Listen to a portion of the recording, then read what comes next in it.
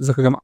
تخيل معايا كده انك تقدر تعمل موقع او مدونة كاملة او بلوج فيها مقالات محسنة بالاس اي او، بتجيب لك ترافيك حقيقي من جوجل من غير ما تدفع ولا جنيه واحد لاي شركة تانية. زي ما بقول لك كده، لا محتاج تشتري ادوات ولا محتاج انك تعمل اشتراك في مواقع غالية. كل اللي هتحتاجه هو شات جي بي تي وجيميل او جوجل شيتس لو انت عايز. اللي هنعمله النهارده هو اننا هنحول الادوات المجانية دي لنظام ذكي يولد محتوى احترافي محسن للاس اي او، ويقدر ينافس كمان المواقع الكبيرة. دلوقتي كل الشركات الكبيرة بتستخدم الذكاء الصناعي عشان تولد محتوى بسرعة وتكسب وقت ومجهود، لكن اغلب الناس بتفكر دايما انك لازم تدفع اشتراكات شهريه في ادوات زي سيرفر اس اي او او غيرها كتير، او اتش او الحاجات دي كلها، او حتى الادوات اللي هي بتتكتب اي حاجه. والحاجات دي كلها غاليه جدا جدا جدا، فوق ال $100 للاشتراك الواحد. النهارده هتشوف بنفسك ازاي تقدر تعمل الكلام ده كله بزيرو دولار، طريقه بسيطه جدا اي حد يقدر يطبقها. هوريك كمان في الاخر خالص او في اخر الفيديو المثال الحقيقي للمقال التوليدي او الاوتوماتيك بالكامل من شات جي بي تي، كله طالع بالعنوان بالكلمات الافتتاحيه والميتا ديسكريبشن، المحتوى نفسه، وحتى كمان التنسيقه جوه جيميل هيكون عامل ازاي. معاهم كمان الثامبنيل او الصوره اللي بتظهر في البلوج نفسه. كل ده بيتبعت اوتوماتيك بالايميل او بيتنشر جاهز على المواقع. يعني بعد الفيديو ده هتكون قادر تعمل نظام يولد لك 10 او 20 مقال في اليوم وانت مشغل الانت ان بس. خليك معايا للاخر لان هنشوف مع بعض النظام ده خطوه بخطوه، من اول استخراج الافكار نفسها والمواضيع الفايرال لحد توليد المقال، تنظيمه الجيميل، وبعدين ازاي نربطه مع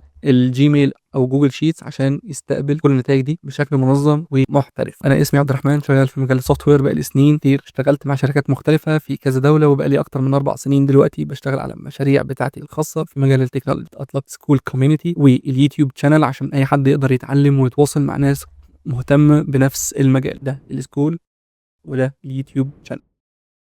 ومهمتي دلوقتي اني اعلم كل الناس في الوطن العربي ازاي يستفيدوا من التكنولوجي دي بشكل عملي ويكسبوا منها كمان. وطبعا لو حبيت تاخد الورك فلو الجاهز اللي انا هبنيه النهارده وتعمله كوبي اند بيست عندك في الان ان، تلاقيه موجود في الكوميونتي على سكول مع كل الورك فلوز التانية. لو دخلت على سكول على كلاس روم، دخلت هتلاقي هنا الاوتوميشن ميستري، تلاقي كل الحلقات اللي فاتت نازله، الفيديو بتاعها، الديسكربشن بتاعها، والريسورسز بتاعتها اللي هو الان ان بتاع. كل اللي بتعمله بتعمل داونلود، وبعد كده بتروح على الانت ان نفسه بتعمل له ابلود هناك. وهتلاقي برضه في الكوميونتي نفسها ان احنا ساعات بنفتح ديسكشنز لو انت حابب تسال عن حاجه، حابب تعرف حاجه، حابين نتناقش، او في فرص معينه عايز تنشرها او عايز تاخدها، هتلاقيها برضه جوه الكوميونتي بتاعنا.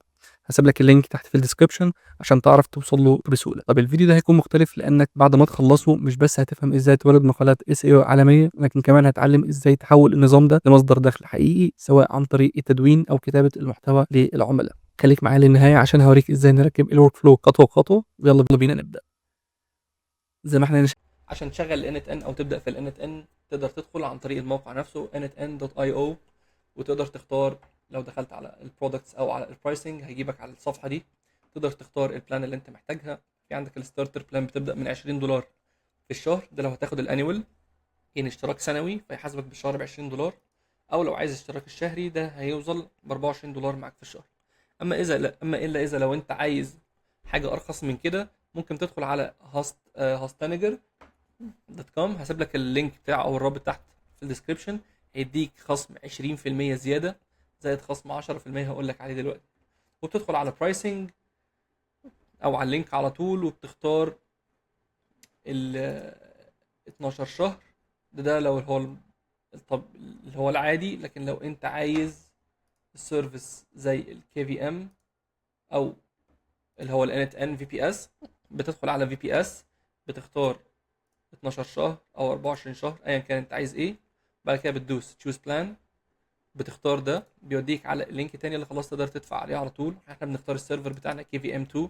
زي ما قلت لك انت بتاخد خصم 20% لو دوست على اللينك اللي في الديسكربشن تحت، زائد ان انت كمان بتاخد خصم 10% لو دخلت الكوبون 30 اوف. 30 اوف ده هيديك خصم 10%. فكده على خطة ال 12 شهر اللي هي السنوية، الشهر هيقف عليك ب $7.64، مقارنة طبعا بانت ان اي او الويب سايت الكلاود نفسه ب $24. او لو هنمشي على الخطة السنوية ب $20، فانت هنا هتكون موفر اكتر من 50% في الشهر بتاعك. طبعا بتدخل بتختار المكان بتختاره على بناء على المكان بتاعك انت او مكان العميل بتاعك. لو العملاء بتوعك في اوروبا وانت عايش في الشرق الاوسط، طبعا يستحسن ان انت تختار السيرفر بتاعك في اوروبا، وهكذا. وبعد كده بتختار ابلكيشن، بتختار ان انت تنزل انت ان او انت ان بلس 100 ورك فلو. ده بيديك 100 ورك فلو زياده لما بتيجي هم كلهم نفس السعر. لما تيجي تشترك عليه. فبيكون معاك زي 100 تمبلت بتختارهم. بعد ما خلاص ما بتدفع بيوديك على الصفحه بتاعه الانت ان نفسه، اللي هو بيقول لك اعمل ريجستريشن من جوه.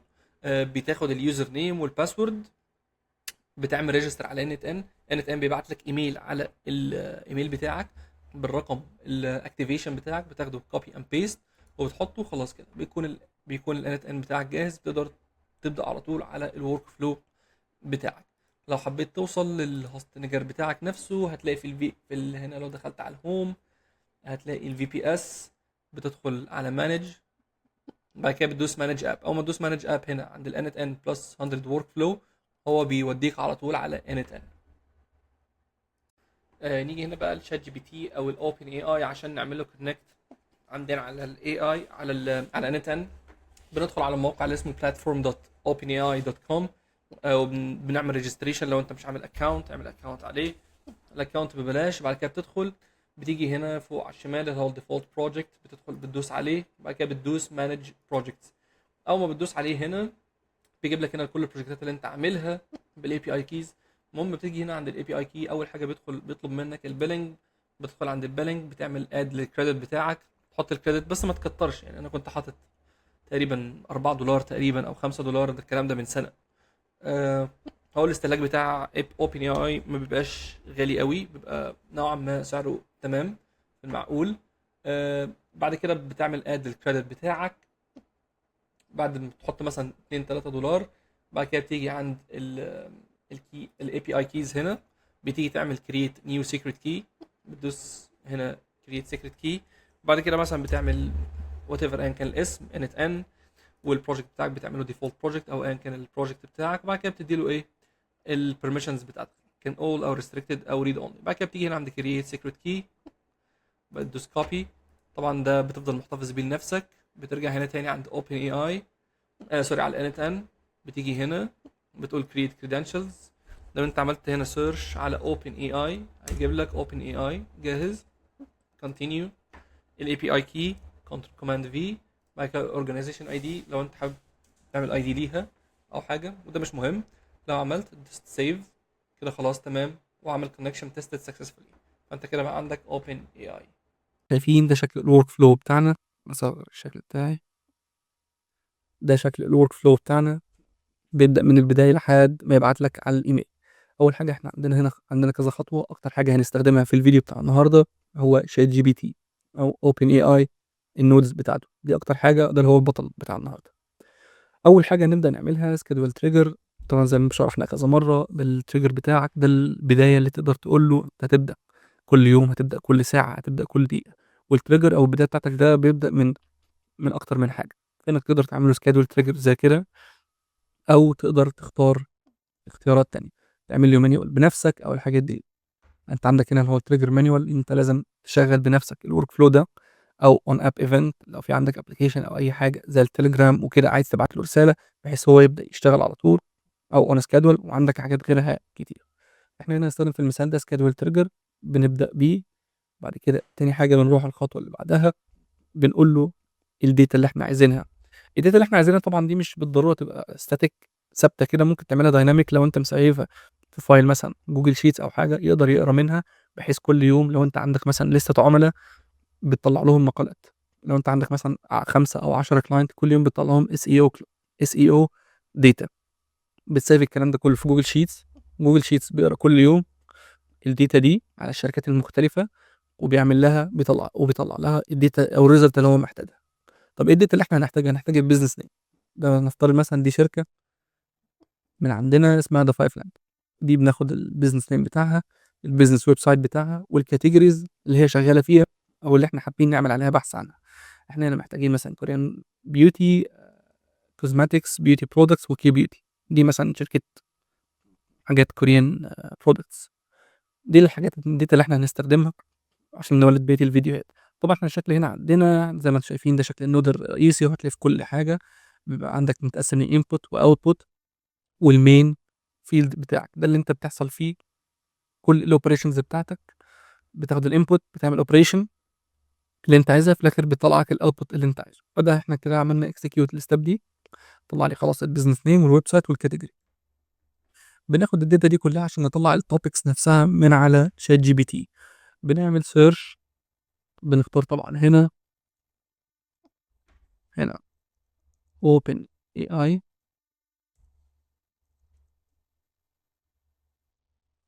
بنختار هنا من اوبن اي اي. هتلاقي عندك هنا المسج موديل او مسج موديل، ده اكنك بتكلم شات جي بي تي الطبيعي، زي ما احنا شفنا ازاي عملنا سيت اب للشات جي بي تي. وبعد كده فروم ذا ليست بتختار اللي هو ميني سيرش بريفيو 2025، ده اللي هو عشان تعمل ريسيرش او تقدر تعمل سيرش اونلاين بطريقه سهله.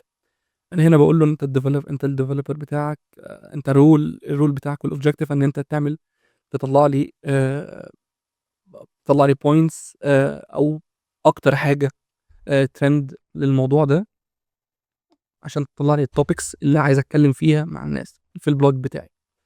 فبعمل بلوج علشان بديله البيزنس نيم، الويب سايت، والكاتيجوري، بقول له اعمل لي انالايز للكلام ده كله وطلع لي الداتا، بحيث اطلع توبكس تتكلم في الحاجات دي كلها.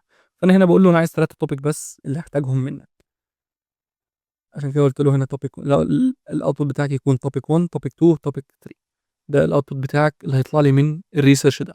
وزي ما احنا هنا شفنا في الاوتبوت بتاعنا، هو طلعنا في الكونتنت هنا، طلع لي 3 توبك. اول واحد unlock the secret of key beauty، والتوب براندز and must have product for 2025. والتوبيك التاني achieve مش عارف ايه skin with this innovative Korean ايه تلات ايه، طلع 3 مواضيع مختلفة. بعد كده بطلع على النود اللي بعدها، هي زيها برضو، بس هنا بخليه توبيك ريسيرش نفسه. تاخد المواضيع دي بقول له خد المواضيع دي نفسها اعمل لي عليها ريسيرش كامل، و... والريسيرش ده عايزك تعمله لي لايف، يعني كأنك شغال على جوجل.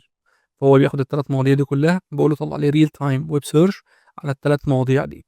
انا باخد له الكونتنت، هو بيقطع الكلام ده كله وبيعمل لي فوكس على الحاجات اللي انا عايزها، ويطلع لي اكزامبلز من الاستراتيجيز والتول والحاجات دي كلها. طبعا انت هنا ده البرومبت بتاعك اللي انت بتظبطه عشان على الطريقه اللي انت عايزها. لو انت عندك مثلا النيش بتاعك على التكنولوجي، فانت عايز تفوكس على حاجه معينه. لو انت النيش بتاعك على البيوتي، عايز تفوكس على حاجه معينه. لو انت النيش بتاعك على مثلا العاب الاطفال، فعايز تركز على حاجه معينه. الكلام ده كله بتظبطه من عن طريق البرومبت بتاعك. فطبعا بتغذيه مثلا على الحاجه اللي انت عايزها، او تخليه مثلا حاجه دايناميك زي اللي انا عامله ده كده، بيظبط نفسه مع اي حاجه. فانا هنا خلاص بقول له انت هنا الداتا بتاعتك اللي هتشتغل عليها كذا، والبراند والحاجات دي كلها من الداتا اللي انا دخلتها، اللي هو البيزنس نيم والبيزنس ويب سايت. تمام. وبعد كده مثلا بقول له في الاخر الاوتبوت اللي انا عايزك تطلعه لي، عايزك تطلع لي التوبيك تايتل، وليه ده ترندي، وليه اليوزر نيد يحتاج حاجه زي كده. بعد كده بقول له عايزك تطلع لي الترافيك ان اس اي او بوتنشال بتاعك، عايزك تطلع لي البرايمري كي ووردز بتاعته والسكندري كي ووردز بتاعته، وعايزك برضو تطلع لي البلوج انجل سجستشنز، يعني عايزك تطلع لي السجستشن الاقتراحات بتاعت البلوج ده يبقى شكله عامل ازاي، والريكويرمنت بتاعتك لازم تكون عامله ازاي، لازم تكون دلوقتي ترندي والحاجات دي كلها عشان يفضل يبان اسرع في الاس اي او بتاعنا. وبعد كده بروح الكلام ده كله بعمل حاجه اكستراكت للداتا، بطلع كل الداتا اللي انا دخلتها دي كلها عشان تتنظم بشكل معين، بحيث اقدر اعمل دراج ودروب. كل اللي عملته اكستراكت داتا، هنا اللي هو الاديت فيلد، بتفتح الاديت فيلد، بتختار المود بتاعك يكون جيسون، بتاخد دراج ودروب الكونتنت بتاعك هنا، هو يبتدي يقطعه لك للحاجات اللي انت شايفها دي. آه التوبيك تايتل، وايت ترندنج، وكل الحاجات اللي احنا قلناها، والديفيكالتي بتاعت الكلمه، الاستيميتد مانثلي ريسيرش بتاع الكلمه دي عامل ازاي. مثلا كلمه بيرسوناليز سكين كير دي مثلا ظهرت في ريسيرش حوالي 5000 مره. كلمه كي بيوتي دي ظهرت 3000 مره. كاستمايز سكين كير برودكتس ظهرت 2500 مره. فهكذا عشان تعرف الترتيب بتاعك من غير ما تدفع فلوس كتير، بندفع فلوس اصلا.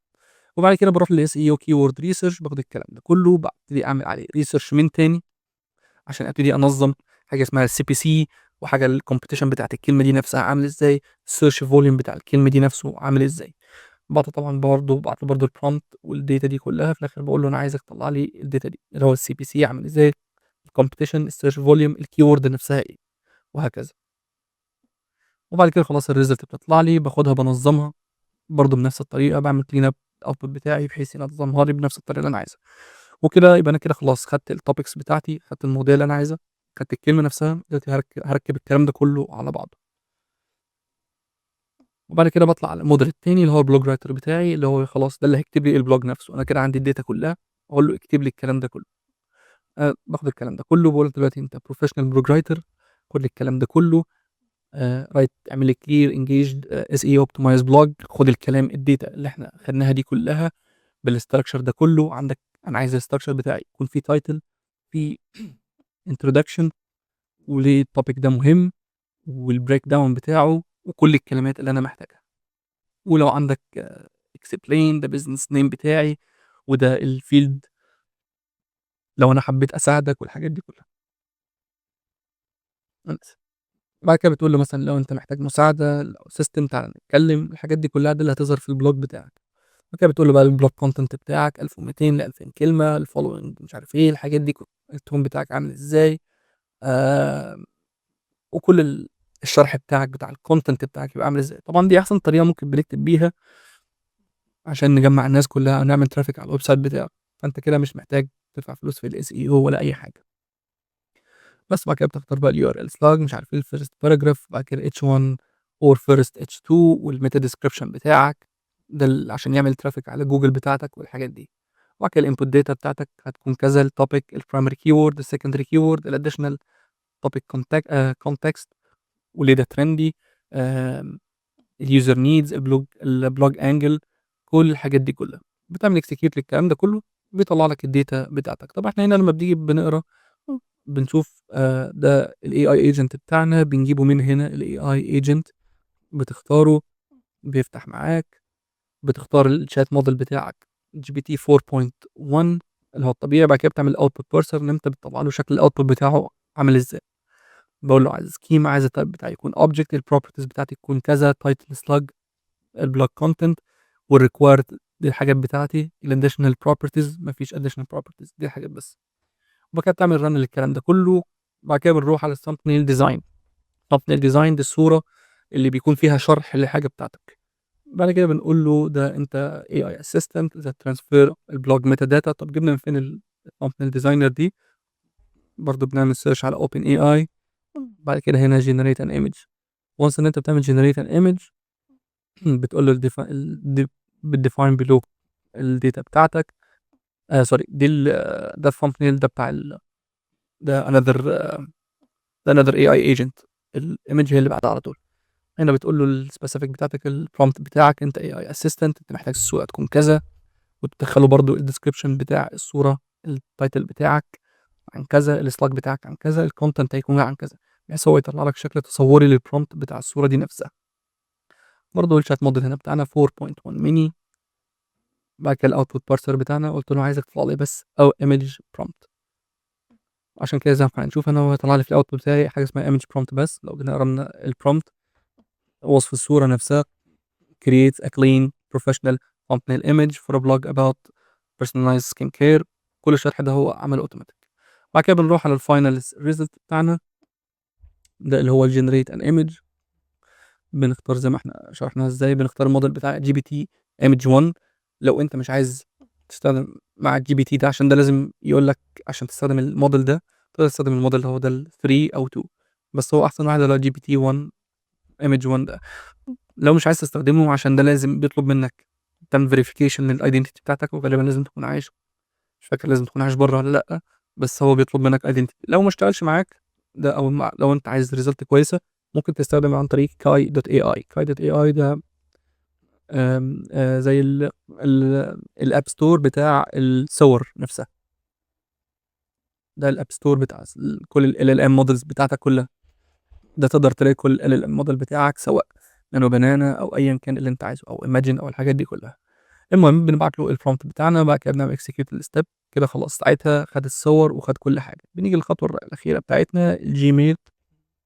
طبعا بنبقى عاملين لوجن للاكونت بتاعنا وسيت اب زي ما شفنا في الاول.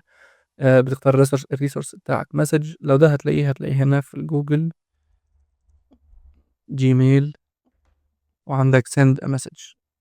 تفتح send a message، بتقول له الريسورس بتاعك مسج، الاوبريشن send to الايميل بتاعك. السبجكت بتاعتك هتكون اسمها نيو بلوج لما انت تبعتها لنفسك. ال HTML الايميل تايب HTML. بعد كده بتقول له مثلا ال H1 هيكون كذا، البي سلاج هيكون بتاعك كذا، وهيكون ده الكونتنت بتاعك. وبعد كده برضو بتقول له انت عايز تعمل اتاتشمنت لصوره، بتعمل هنا في الoptions بتاعتك إن أنت عايز تattach حاجة معينة، بتعمل add attachment اسمها data. الdata دي جت من فين؟ الصورة هنا اللي بعد ما بتخرج بيطلع لك في حاجة اسمها file name اسمه data، عشان كده بيبقى binary، النوع بتاعها binary يعني. الfile name data بتفتح بتقول له هنا ده الattachment field بتاعك data، وبعد كده بتقول له append n attribution، يعني ما تكتبش في الإيميل إن الموضوع ده اتعمل بالNN. تمام. وبعد كده بعد ما بتخلص الكلام ده كله بتعمل execute الstep، فبيبعت الإيميل بتاعك. بعد ما بياخد الداتا تعال نبص بصة كده على الإيميل بتاعنا شكله عامل إزاي. ده شكل الإيميل، هو ده اللي جابه لي. The rise of personalized skincare in key beauty innovations and market impact. وبعد كده السلاج بيقول لك personalized skincare in key beauty. كل الكلام ده طبعا في الميزة في البلوج ده إن هو بيستخدم كل الكلمات الترند، أو عشان يعمل لك SEO، يعمل لك ترافيك على الويب سايت بتاعك، عشان كده بيستخدم الكلام ده كله في البلوج. بعد كده بيقول لك الكونتنت نفسه عامل ازاي، تقدر طبعا الحاجات دي كلها ترجعها. بعد كده مش عارف بيقول لك enable مش عارف seamless integration across channels، حاجه كده ايا كان ده ايه. وبعد كده في الاخر خالص بيبعت لك الاتاشمنت بتاعت الصوره اللي هو عمل لها جنريشن. فطبعا الصوره دي شكلها كويسه. طبعا الحاجات دي كلها ممكن تعدل عليها زي ما قلت لك على حسب النيش بتاعك هيبقى عامل ازاي. بس كده ده شكل ال- بتاعنا بعد الورك فلو بتاعنا بعد ما اشتغل وطلع النتيجه اللي احنا عايزينها. لو انت عايز تعمل له دراج اند دروب او تعمل له كوبي اند بيست، زي ما قلت لك هتلاقي هنا في الشانل بتاعك على سكول في الكلاس روم، هتدخل اوتوميشن ميستري تلاقي جاهز في الريسورس بتاعك، بتعمل داونلود، بترجع تاني تعمل امبورت فايل، بس كده كوبي اند بيست وهيشتغل معاك على طول. بسيط إني شفتكم النهارده، اشوفكم على الحلقه الجايه. ما تنسوش تعملوا سبسكرايب، تعملوا لايك للفيديو ده، وتعملوا شير مع زمايلكم عشان يستفيدوا هم كمان. اشوفكم في الحلقه الجايه على خير. سلام.